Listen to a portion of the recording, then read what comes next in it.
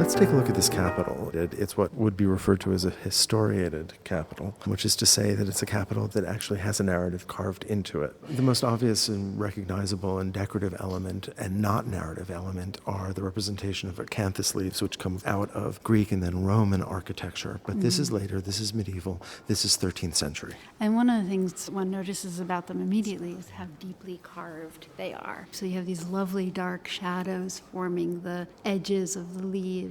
One of the first elements that you see is the story of the original sin, the story of Adam and Eve. Both of whom look really terrified.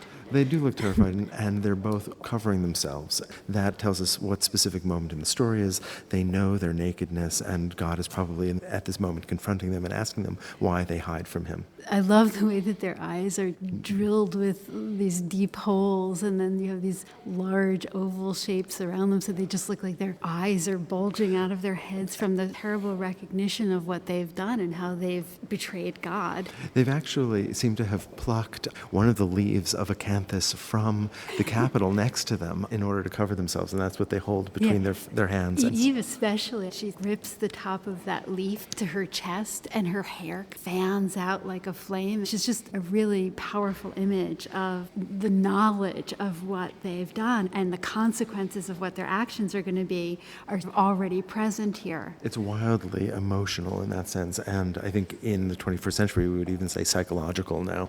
Yeah. There's another Old Testament scene that's represented on this capital. If we move to the right, you actually have a pretty complicated image of a large arcing figure, an angel. You can see the angel's wings. She's got her arms around two figures. And it's Abraham and Isaac. And of course, both of these figures are stumpy and not in correct proportion in that way that we kind of think of as medieval, and their drapery is indicated by lines. Right, as opposed to form. So this is Abraham obviously about to kill Isaac, his son, and the angel who stops him from doing this terrible thing. And, this story is a prefiguration of the story of the crucifixion of Christ, right? But it's also a critically important story in terms of the necessity of one's absolute obedience to God. The protectiveness of the angel, of her arms, her wings, covering the figures, and the way that her head forms the corner of that capital, I think is very powerful. So what's interesting is that the angel's face is